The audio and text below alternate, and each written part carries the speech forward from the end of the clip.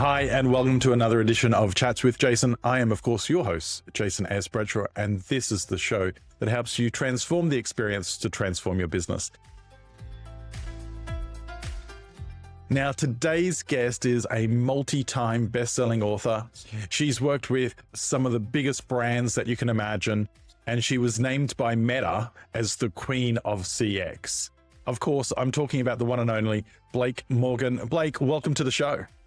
Jason, what's up? It's so nice to see you.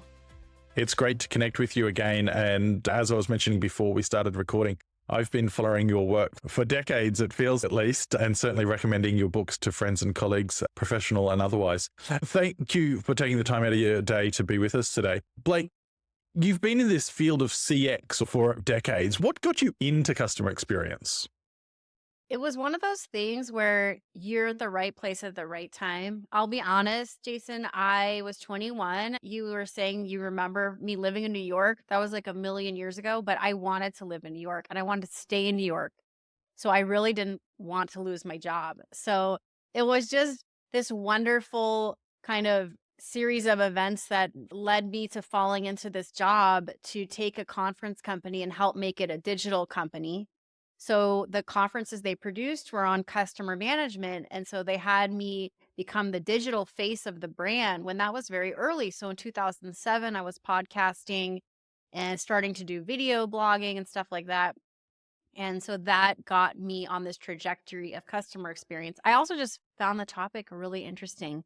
The intersection of technology, people, brand, how we make people feel, the study of human behavior, it all is all related. I mean, it's all linked. And that is the area of customer experience that I continue to focus on now.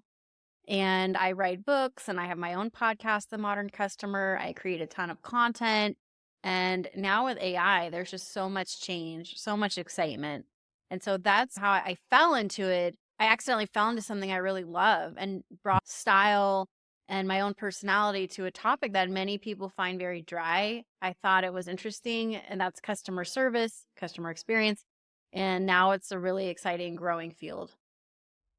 Yeah, it's funny how sometimes we do just fall into what ends up being our passion, right? And so often in corporates, we do take some things on at first that we're a little bit unsure about, but then it turns out to be the best decision we made. You mentioned that a lot of people find the topic of customer service or customer experience a bit dry or dull.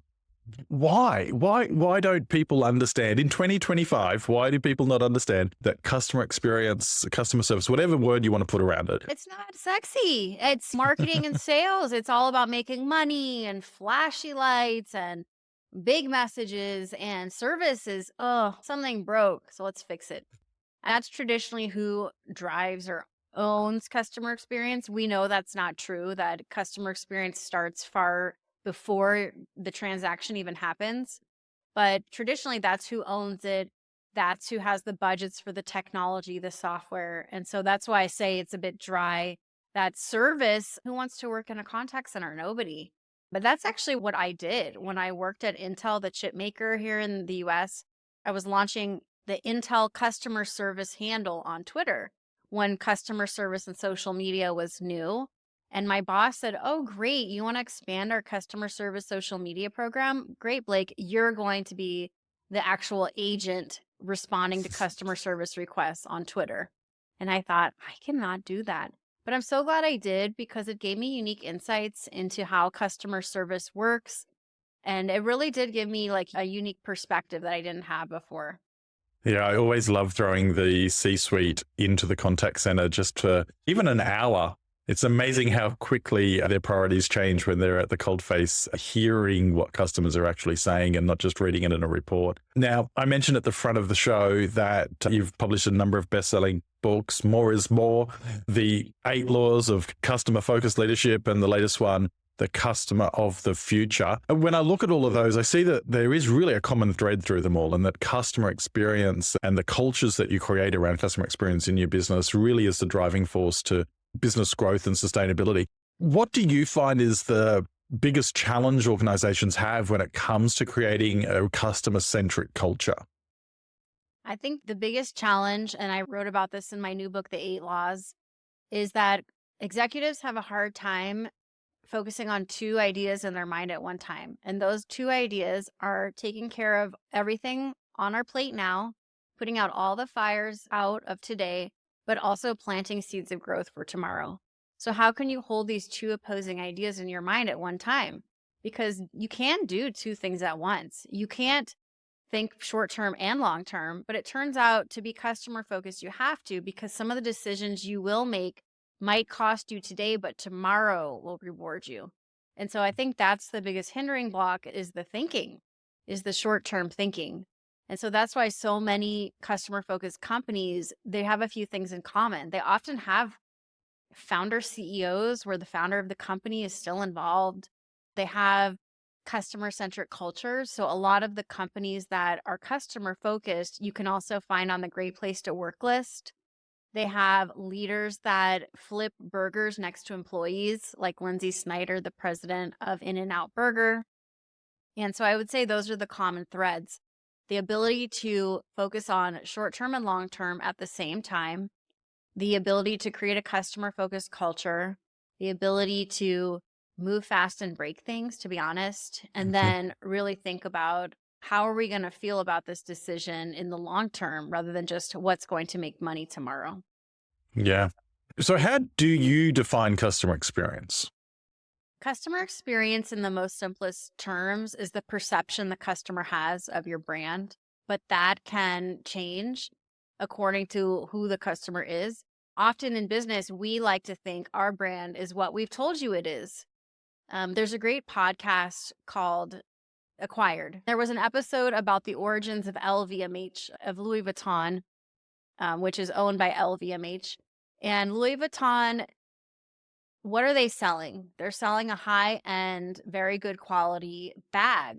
But in the podcast, they talk about how Louis Vuitton doesn't just sell a bag, they're selling a dream because they really transport the customer into another world. Because it's not rational to purchase a bag that costs like $5,000 to $10,000. Why? You can get a bag for free at the grocery store. But it's how the bag makes the customer feel. And the way the brand does this through the website, the mobile, the store, the signage, the quality of the product. Louis Vuitton bags don't go on sale. And so Mm. it's all of these things that make the product, the commodity, an actual brand. So really the experience is the brand. And if the experience is the brand, how would that change how we invest in traditional marketing? Yeah. Interesting that when you're providing that example, you didn't talk about the call center or the sales associate in the store, but rather every element, I would say, you touched on. It was the product, it's their pricing strategy, it's their decision not to ever put the product on sale. It's, of course, the in-store experience. It's each of those elements and more. So I guess I'm hearing from you that customer experience is everyone's responsibility in the business, or is it really just one or two people that are responsible for it? Customer experience is not a division at your company. It's not a discipline. You can't go to college for it. Customer experience is just a decision, but it's a decision you have to make every single day. And it's very hard for employees to make this decision every day, all day, month after month, year after year, decade after decade. That's why so few companies do it well. But customer experience is just a decision. So that's why, yes, you did not hear me say, oh, customer experience lives in the contact center. It's ridiculous that we think that because the customer doesn't experience something only when something breaks. So we have to really change the way we think about business, the way we think about our customers, our investments, and how we want to be perceived as a brand. Yeah. So why do you think that we don't spend so much time teaching customer experience fundamentals in academia? You go and do a business degree, go and do your MBA.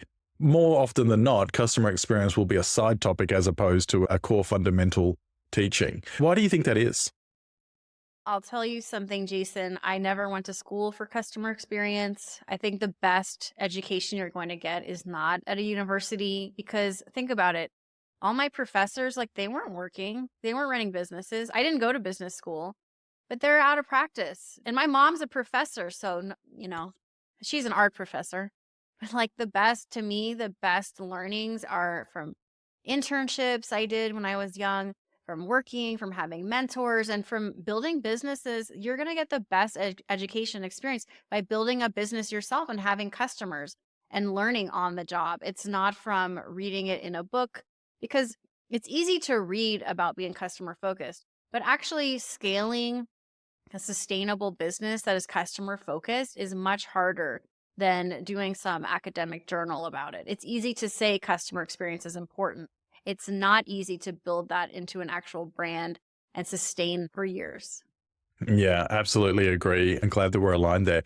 Now, in the 8 laws of customer focused leadership, law number 6 is don't forget that employees are customers too. So, what are you trying to remind us of here? Employees should actually matter? Yeah, employee experience and customer experience are linked. They are married. They go hand in hand. And that's why, again, the most customer focused companies are on the great place to work list. And if you think about it, you can feel it when you go to a store, or let's say you're a patient in a hospital, when the staff don't want to deal with you, when the nurses are in a bad mood. There's a very stark difference from, let's say you go to a hospital and the nurses are lovely, they're propping your pillow up, they're making you comfortable. But you can feel it as a customer. Does the person providing the experience, do they want to be there or not? And so I think that's like the most important piece in a culture is, do we feel extreme ownership? Do we like working here? Are we happy? And it is not only about the nice perks at work. It's also about what kind of experience you provide to employees. Do you give them meaning and purpose? Do you empower them? Can they block and tackle for the customer? Or do you put so much red tape inside of the employee experience that the employees are miserable? And so I think that's why you see that there's a very clear link between employee experience and customer experience. So, a question I'm often asked is, if you can only invest in one, which one do you invest in, the employee experience or the customer experience? What's your take on that, Blake? I think that happy employees will translate to happy customers. There's so many great examples of this, from Costco to Trader Joe's, that employees that have what they need to do their jobs. So I'm not talking about hot yoga at work or free granola in the snack room. I'm talking about, do employees have what they need to do their jobs?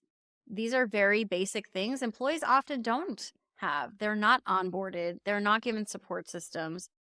They don't have what they need. They don't get their laptop on day one of work. These are big missteps. And so I think if you have to choose, you should first invest in your employees, and that will trickle down and benefit your customers. But often these are companies, they get it. So they have the customer experience mindset and they invest in both. Yeah, it makes perfect sense. And it alarms me that still in 2025, there are employees out there starting on day one without the basic tools they need to be successful.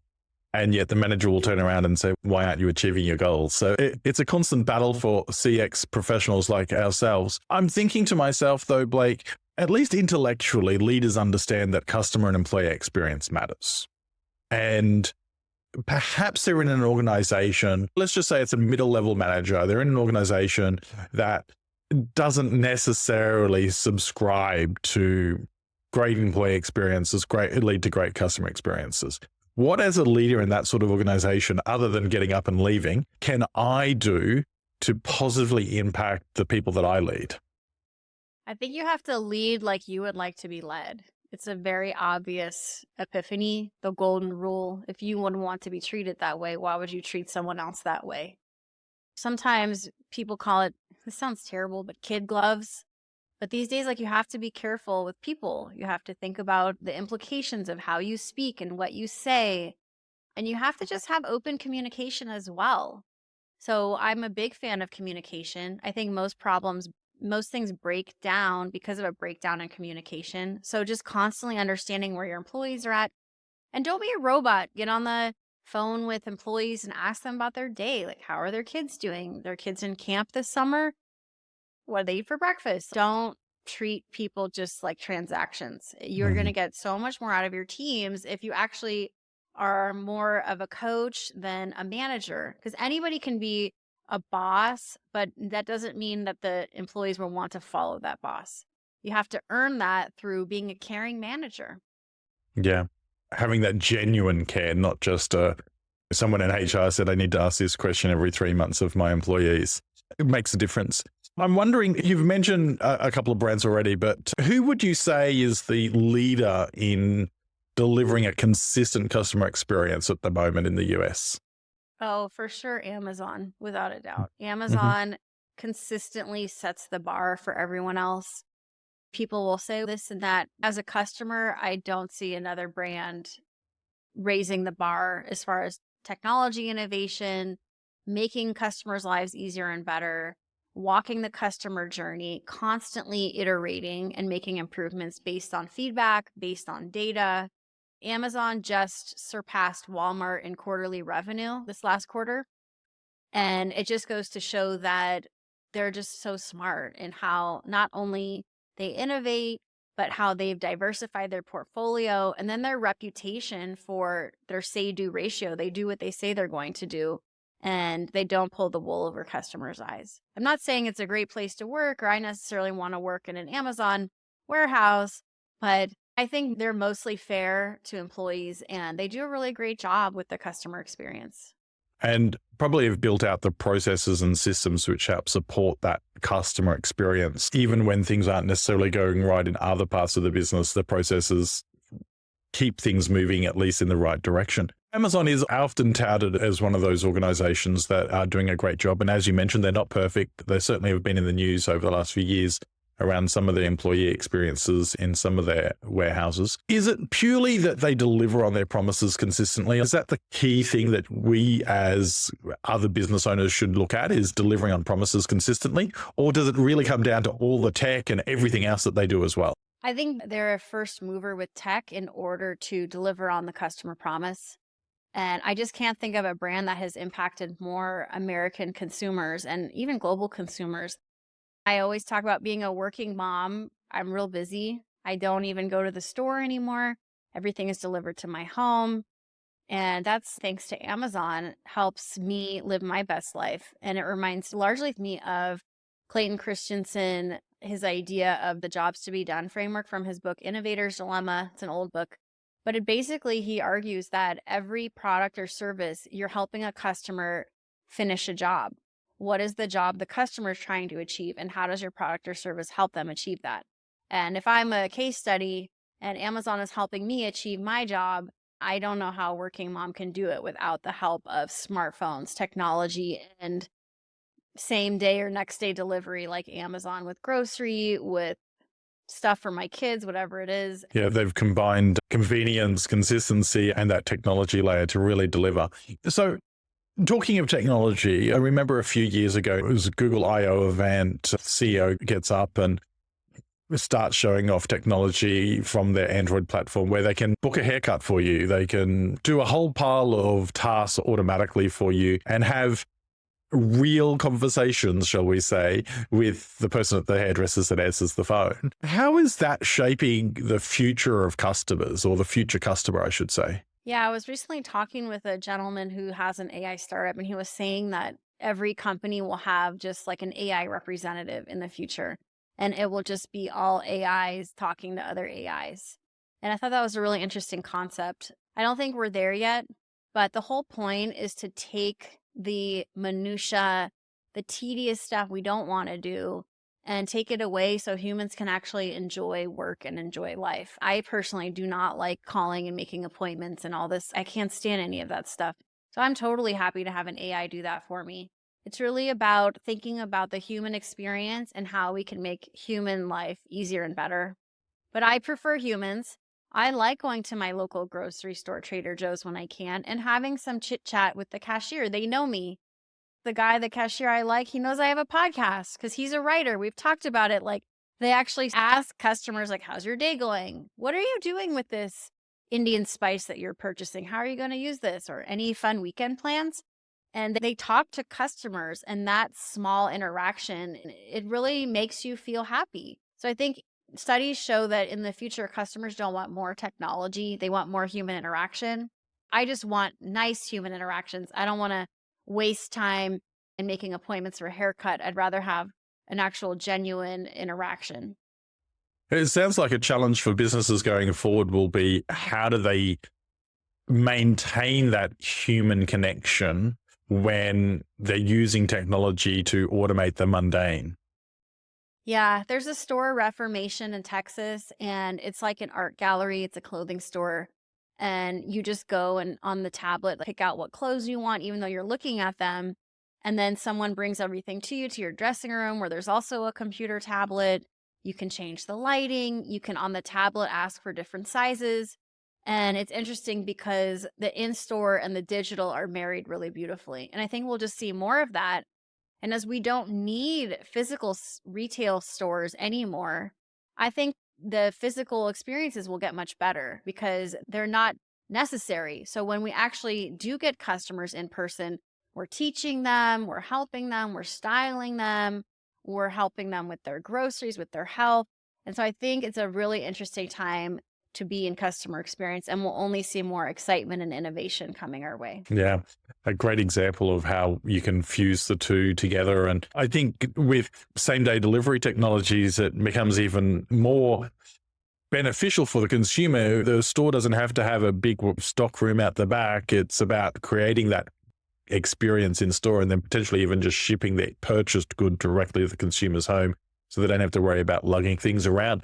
I was looking the other day at the American customer satisfaction scores over the last decade, and it doesn't matter whether you look at JD Power or Customer Service Institute, the overall experience seems to have flatlined. There hasn't been a lot of growth. In fact, during COVID, it dipped by many measures. If there are more people focusing on the customer experience, why don't we see that reflected in the overall national metrics? I think that after COVID, companies were so exhausted from meeting the customer where they were. They spent so much money on digital transformation. They spent so much money on remote work. And again, meeting the customer where they were, which they were at home. That at a certain point, they got burned out. They were tired of it and they didn't want to spend. So that's what we saw then. Then in America and all over the world, there was inflation. The economy was not really doing well in the last 2 years. And so when the economy suffers, customer service is the first to go because you don't necessarily need customer service. It can just create bare bones customer service. It is seen traditionally as a cost center. And so a lot of companies stripped back investments in customer service.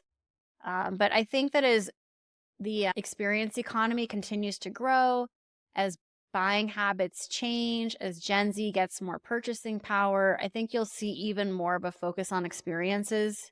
But a great experience doesn't just have to be like going to a rock concert or a cooking class or an Airbnb. It can be just a really great experience that is seamless and zero friction, like buying something on my phone on Amazon. They call this, in my book, we talk about the pendulum switching back from experiences to efficiencies. In a bad economy, companies tend to shrink, they get scared, and they start focusing on efficiencies and stripping experiences down to the bare bones. And I think as the economy gets better, I'm optimistic 2025 is going to be a better year. And we'll see even more fun and investments in customer experience. Yeah, it is a shame that normally what happens is the funding disappears or reduces. I always say, though, that as CX professionals, our job, or part of our job, is to continually make that commercial link between our work and the impacts on the business. So, Blake, you mentioned earlier in the show that you have a podcast. We're going to share the link to it in the show notes, of course, but what's the podcast called and what's the sort of things that you talk about on your show? I have a podcast called The Modern Customer, and I talk about a lot of the topics we addressed in the show today. Customer experience, marketing, sales. What is a customer-focused decision? How does AI impact customer experience? What are the use cases?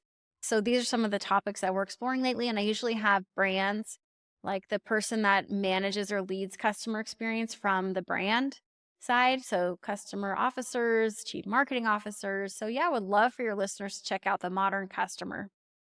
Fantastic. I'll be sure to share the link to it. And it is a great podcast. I've listened to many an episode. We've talked about a lot, investing in technology, frictionless customer experiences, the need to deliver a consistent experience, and that customer experience isn't just one person or one department's job, but rather it should be the way the business operates and a mindset. So I'm just starting to wonder, if I'm a leader or own a business, am I going to have to spend years to get started at improving the customer experience, or is it something that I can start doing much sooner? Customer experience is a game of inches rather than yards, and you really just need to take one small piece of the business, something customers hate dealing with. And if you don't know, you can ask your frontline employees. So just start small. Take one thing, begin to chip away at it, and you don't have to boil the ocean. So that's my advice to your listeners. You can get to work today, but just by listening, walking a mile in the customer's shoes, asking for feedback, saying yes to accountability and small improvements every day.